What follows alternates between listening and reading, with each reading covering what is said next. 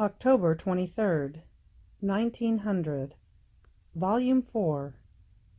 True Love Never Remains Alone. This morning, after I received communion, my adorable Jesus made me see the confessor who was placing the intention of having me suffer the crucifixion. I felt my poor nature as reluctant, not because I did not want to suffer, but for other reasons, which it is not necessary to describe here. But Jesus, as though lamenting about me, said to Father, "She does not want to submit herself." I was moved at his lament. Father renewed the command, and I submitted myself.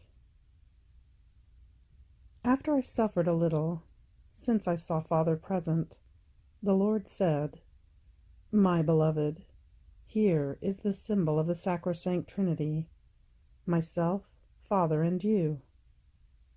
From eternity my love has never been alone, but always united in perfect and reciprocal union with the divine persons, because true love never remains alone, but produces other loves, and delights in being loved back by the loves which it itself has produced. And if it is alone, either it is not of the nature of divine love, or it is only apparent. If you knew how much I delight in and enjoy being able to continue that love in the creatures which reigned from eternity, and reign still now in the most holy Trinity. This is also why I say to you that I want the consensus of the intention of the confessor united with me, to be able to continue this love more perfectly, symbolic of the sacrosanct Trinity. October 23rd, 1906, Volume 7. How in these times everything is effeminate. As I was in my usual state, my adorable Jesus came for a little, and all oppressed and afflicted, he wanted to pour his bitternesses into me. Then he told me, "My daughter, the bitternesses that creatures give me are such that I cannot contain them. This is why I wanted to share them with you. In these times, everything is effeminate. Priests themselves seem to have lost the masculine characteristic and acquired the feminine characteristic. So only rarely can a masculine priest be found. The rest, all effeminate. Ah, in what a deplorable state poor humanity is." Having said this, he disappeared. I myself do not comprehend the meaning of this, but obedience wanted me to write it. October 23rd, 1908, Volume 8. How Divine Science is in Upright Operating. Continuing in my usual state, Blessed Jesus came for just a little and told me, "My daughter, all of divine science is contained in upright operating. In fact, that which is upright contains everything beautiful and good that can be found. It contains order, utility, beauty, mastery. A work is good in so far as it is well ordered. But if the threads appear crooked, and placed crookedly, one does not understand anything, and can see nothing but something disorderly, which will be neither useful nor good. This is why, from the greatest to the smallest things I have made, they all appear orderly, and all of them serve a useful purpose, because the font from which they came was my upright operating. Now, as much as a creature is good, so much divine science she will contain within her. As much as she is upright, so many good things will come from her. A crooked thread in her operating is enough to put herself in disorder, as well as the works that come from her. and to obfuscate the divine science that she contains. One who goes out of what is upright, goes out of what is just, holy, beautiful, useful, and goes out of the boundaries in which God placed her. And by going out, she will be like a plant which does not have much soil under it. Now the rays of a scorching sun, now frosts or winds, will cause the influence of divine science to wither within her. Such is crooked operating, like frosts, winds, and rays of a scorching sun. So, lacking much soil of divine science, she will do nothing but wither within her own disorder.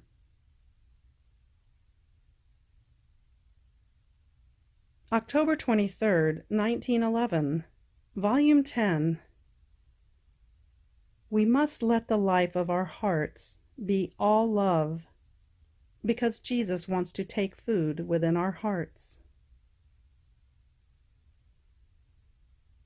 This morning my always lovable Jesus came, but who can say how much in suffering he makes himself seen? It seems that he feels within himself all the pains of the creatures, and they are so many that he looks for refreshment and relief. Now, after keeping him with me in silence, telling him my nonsense of love as refreshment, and adding kisses and caresses, it seemed he was relieved. And then he told me, "My daughter, let the life of your heart be all love. Let nothing else enter into it, because I want to take food from within your heart, and if I do not find it all love, it will not be enjoyable food for me. As for the other parts of you, you can give to each one its office, that is, to your mind, to your mouth, to your feet, to all of your senses, to some adoration, to some reparation, to some praise, thanksgiving, and all the rest. But from your heart, I want love only." October 23rd, 1917, Volume 12. The first act that Jesus did in receiving himself sacramentally. This morning, after I received Blessed Jesus, I was saying to him, "My life, Jesus, tell me, what was the first act that you did when you received yourself sacramentally?" And Jesus, "My daughter, the first act I did was to multiply my life into many lives, for as many creatures as can exist in the world, so that each one of them might have one life of mine only for herself, a life that continuously prays, thanks, satisfies, loves only for her. In the same way, I multiplied my pains for each soul, as if I were suffering only for her and not for others. In that supreme moment of receiving myself, I gave myself to all, to suffer my passion in each heart, to be able to conquer the hearts by dint of pains and of love. In giving all my divinity, I came to take the dominion of all. But alas, my love remained disappointed by many, and I anxiously await loving hearts, which, in receiving me, would unite with me to multiply themselves in everyone, desiring and wanting what I want, so that I may take at least from them what the others do not give to me, and receive the contentment of having them as conformed to my desire and to my will. Therefore, my daughter, when you receive me, do what I did, and I will receive the contentment that at least the two of us want the same thing." But while Jesus was saying this, he was very afflicted, and I, "Jesus, why are you so afflicted?" Ah, how the flood will inundate the countries. How many evils, how many evils.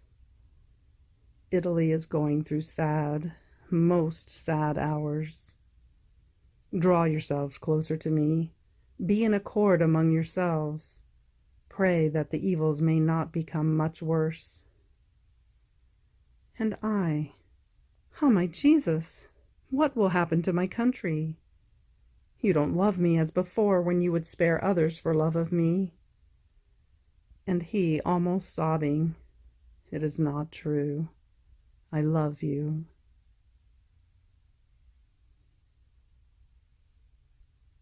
October 23rd, 1921, Volume 13. Every sanctity begins from the most holy humanity of Jesus, from the sea of his passion. But from it, Jesus makes Luisa pass into the sea of the divine will. The truths about the divine will are channels that open from the sea of the divine will for the good of all creatures.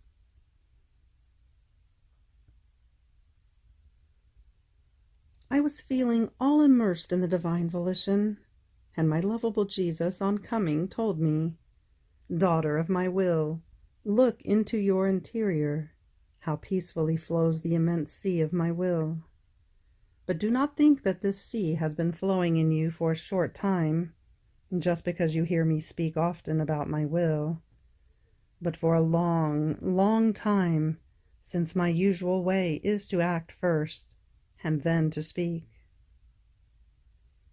It is true that your beginning was the sea of my passion, because there is no sanctity which does not pass through the harbor of my humanity. In fact, there are saints who remain in the harbor of my humanity, while others move beyond. But then, I quickly grafted the sea of my will when I saw you disposed, and you surrendered your will to me. My will took life in you, and the sea kept flowing and growing continuously. Each additional act of yours in my will was a greater growth. I spoke to you little about this. Our wills were linked together and understood each other without speaking, and then by just seeing each other, we understood each other. I delighted in you, feeling the delights of heaven, in nothing dissimilar to those which the saints give me. While I am their happiness, they make me happy. Being immersed in my volition, they cannot do without giving me joys and delights. But my happiness was not complete. I wanted more children of mine to share in such a great good. Therefore I began to speak to you about my will in a surprising way. And the more truths, effects, and values I spoke to you about, the more channels I opened from the sea for the good of others, so that these channels might give abundant water to all the earth. My working is communicative and always in act, without ever stopping. However, many times these channels are covered with mud by creatures. Others throw stones into them, and the water does not flow freely, but with difficulty. It is not that the sea does not want to give water, or that the water cannot penetrate everywhere because it is not clear. Rather, it is the creatures that oppose such a great good. Therefore, if they will read these truths, not being disposed, they will not understand a thing. They will remain confused and dazzled by the light of my truths.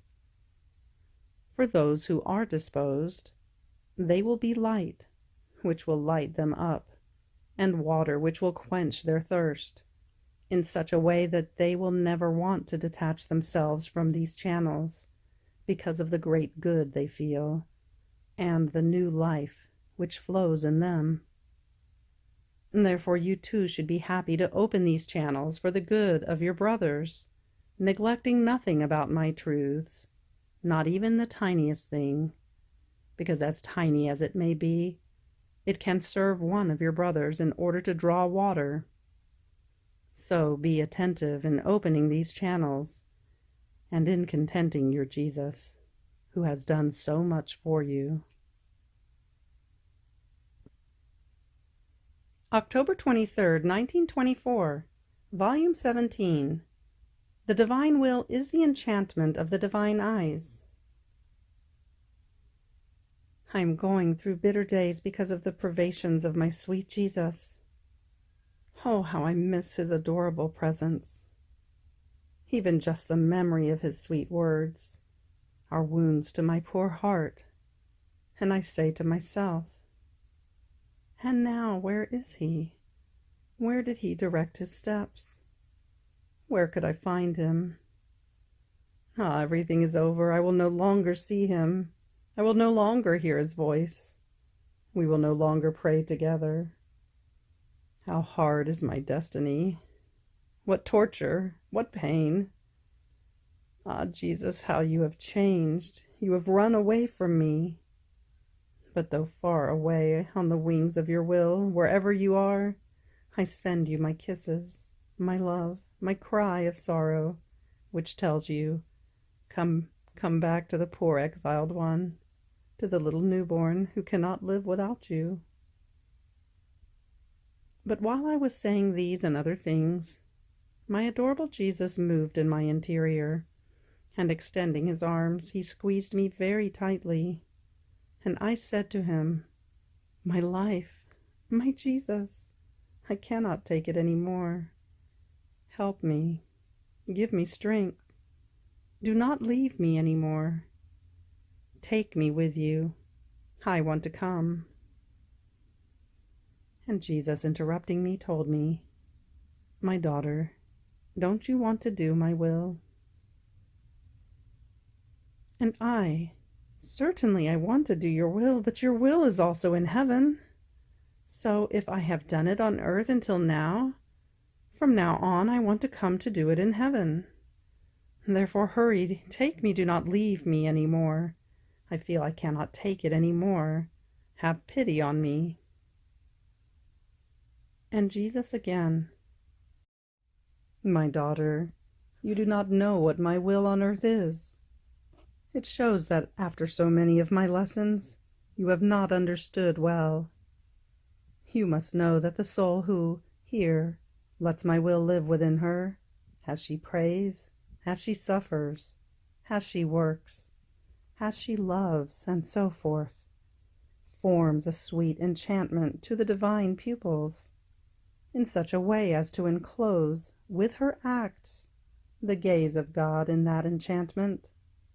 And so the Omnipotent One, taken by the sweetness of this enchantment, feels disarmed of many chastisements which the creatures draw upon themselves with their grave sins.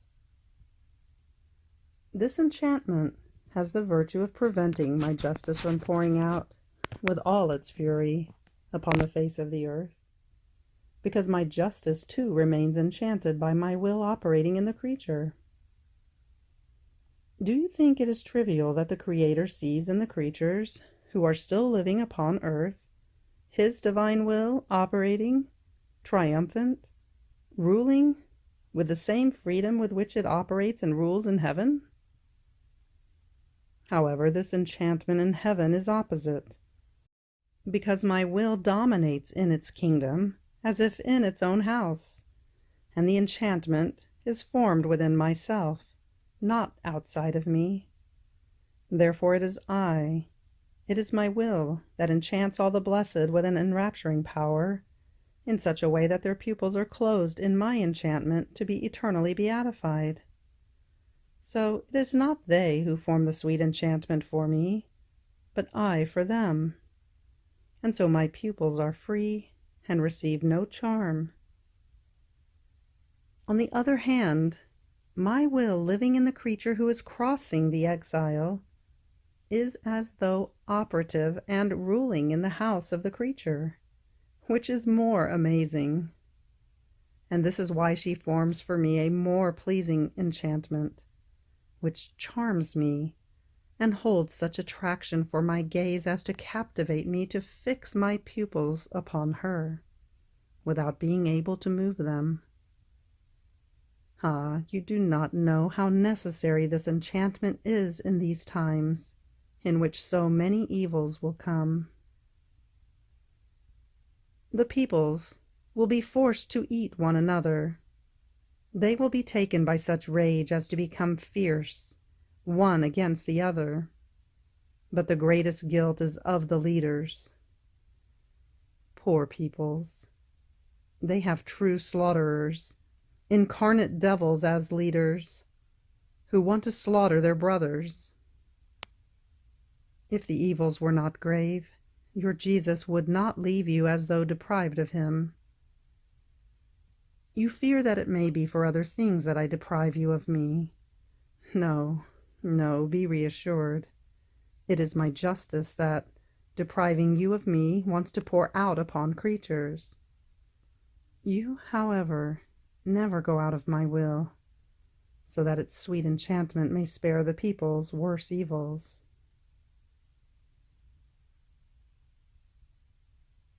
October 23rd, 1927, Volume 23, The Little Girl. How the Divine Will is Kingdom of Life. Necessity of the knowledges about it. How heaven and earth are there reverently listening to the knowledges of the divine Fiat. Love and tenderness of God in creating man. I felt my poor mind sunken inside the divine Fiat, and while continuing my acts in it, I saw a little girl before me, all timid and pale, as if she was afraid of walking within the immensity of the light of the divine volition. And my adored Jesus came out from within my interior, and filling his holy hands with light, he placed that light in the mouth of the little girl, wanting to drown her with light. Then he took more light and placed it in the eyes, in the ears, in the heart, in the hands and feet of that tiny little one, and she remained invested by the light. She blushed all over and remained as though enmeshed and overwhelmed within that light. Jesus amused himself in drowning her with light, and delighted in seeing her hampered within it, and turning to me, he told me, "My little daughter, this little girl is the image of your soul, timid in receiving the light and the knowledges of my divine will. But I will drown you with so much light that you may lose what remains of the timidity of the human will, because in mine there aren't these weaknesses, but divine courage and strength, insurmountable and invincible. In order to form the kingdom of my Fiat in the soul, I lay all the knowledges about it within her as the foundation, and then I take possession, laying my very life within her in order to have my true kingdom. See how great is the difference between the kingdom of the kings of the earth and my kingdom. Kings do not place their own lives at the disposal of each individual, nor do they enclose it in them, nor do they enclose the life of the peoples within themselves, and therefore their reigning is subject to ending, because it is not the life that runs between one and the other, but laws and imposition, and where there is no life, there is no love, nor true reigning. On the other hand, the kingdom of my divine will is kingdom of life, the life of the Creator enclosed in the creature, and that of the creature transfused and identified with the Creator. Therefore the kingdom of my divine will is of unreachable height and nobility. The soul is constituted queen, and do you know what she is made queen of? Queen of sanctity, queen of love, queen of beauty, of light, of goodness, of grace, in sum, queen of the divine life and of all its qualities. What a noble kingdom and full of life is this kingdom of my will! Now see then the great necessity of the knowledges about it. They are not only the fundamental part, but the nourishment, the regime, the order, the laws, the beautiful music, the joys, the happiness of my kingdom. Each knowledge possesses a distinct happiness, They are like many divine keys that will form the beautiful harmony in it. This is why I am abounding so much in telling you so many knowledges about my divine fiat, and I require of you greatest attention in manifesting them, because they are the base, and are like a formidable army that will keep the defense and will act as sentries, so that my kingdom may be the most beautiful, the holiest one, and the perfect echo of my celestial fatherland. Then Jesus kept silent, and then he added, "My daughter, when my divine will wants to issue one of its knowledges, or one new act, heaven and earth honor it and listen to it reverently. All creation feels a new divine act flowing within them, that, like vital humor, embellishes them and renders them twice as happy. They feel as though honored by their very Creator, who, with his omnipotent fiat, communicates to them new knowledges about it, and they await the attitude of that knowledge in the creature, to see the new act of the divine volition repeated in the creature, to have the confirmation of that good, as well as the joy and the happiness that the new knowledge brings. My will, then, takes the attitude of feast, because it issues from itself a divine life that, while being directed to one creature, spreads and communicates itself to all creatures." After this, I was continuing my round in the divine will, bringing myself into Eden, so as to be present when the divine majesty, having formed the beautiful statue of man, was giving life to it, breathing over it with its omnipotent breath, so that I might glorify my Creator in an act so solemn, and love him, adore him, and thank him for a love so excessive and overflowing toward man. And my divine Jesus, moving in my interior, told me, "My daughter, this act of forming and infusing life in man with our omnipotent breath was so tender, touching, and of such great joy for us, that the whole of our divine being overflowed so much with love as to enrapture our divine qualities with an enrapturing strength, so as to infuse them in man. In breathing over him, we poured everything into him, and in blowing into him, we placed our Supreme Being in communication with him in such a way as to render him inseparable from us. This act of ours never ceased, because if in the creation of the whole universe it was our will that constituted itself life of everything, in man we gave not only our fiat, but together with our breath we gave our very life to him. And this breath of ours has not yet ceased, so as to continue the generation of other creatures, to render them inseparable from us. When we do a work, our love is so great that, after it is done once, the attitude remains of doing it always. Therefore, the ingratitude of man is great, because he denies, despises, offends this life of ours within himself. And just as when one emits one's breath in order to breathe, the breath is emitted and then withdrawn so as to be able to breathe again, in the same way, in breathing over him, we give ourselves to him, and in drawing our breath back, we draw man back into ourselves. But not feeling him come into us, because his will is not with us, we feel all the weight of human ingratitude. And this is why we call you, to give you our incessant act, so that as we draw it back in order to issue it again, we may feel you come into ourselves, to receive the fulfillment of our will in the solemn act of issuing our regenerative breath to generate the creatures. End of October 23rd. Fiat.